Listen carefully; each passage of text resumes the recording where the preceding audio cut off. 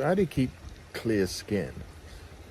People who tend to have skin problems have hormonal imbalances, or they've been predetermined sort of through birth having problems, or the majority have problems through anxious stomach, let's call it, when the microbiome, the acid of the stomach, is imbalanced, meaning it's either underperforming, so it's not digesting food properly, and it's sending toxicity throughout the blood, which affects the skin, or over-acidity, which is also not digesting food properly, or it's just burning through the food and not creating enough nutrition, but then making the skin and the blood hotter, which gives you eruptions.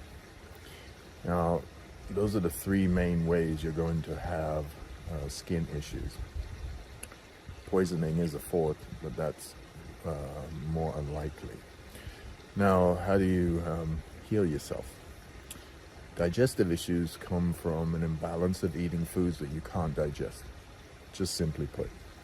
If you're eating something that you see that doesn't digest well in your system, or let's say when you're anxious, you eat that food and it doesn't digest well, then you just don't eat that food for that moment. And you stick to foods that you can eat, right? So for example, if you're a heavier set person and you eat a lot more fattier foods, then you'll have more eruptions because you won't be digesting food as well.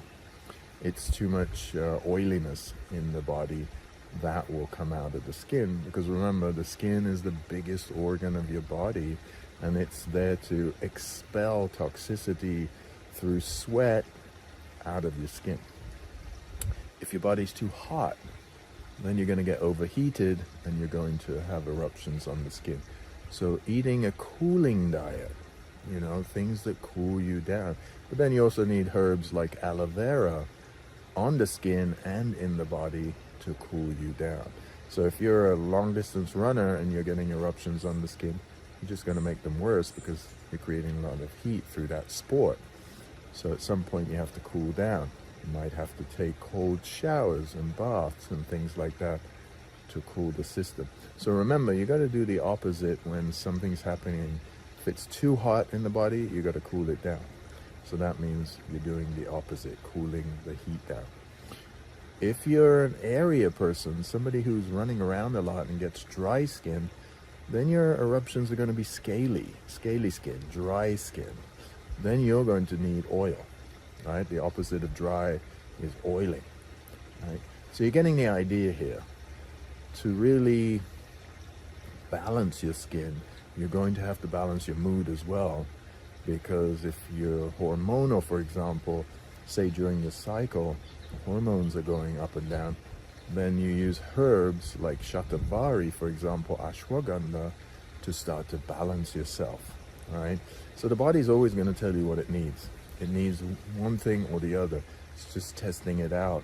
And this is the part of knowing yourself. What do I need? Because if your cycles are shorter or longer, something is going on in your system, right? If you have more stress, you're staying up later at night, then the cycles can get shorter, right?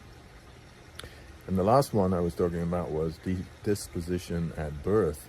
This is something to do with your astrological chart as well, why you're getting those skin eruptions, right? If you have an issue with Mars, for example, the planet of heat and action, then you're going to have eruptions in the skin as well. It's going to bother you. So that's something to look into as well through Vedic astrology. So this is an overall guide of what's happening. If you have deep sort of issues with the skin, it's to look deeper into it, have a consultation, and get to the bottom of it, and then you can treat it. But everything has a root cause, and it's really about what is your personal root cause, getting down to the bottom of it, and then shifting your lifestyle, your diet, and your habits and your routine to match a healing routine, so then you can heal yourself of the issue.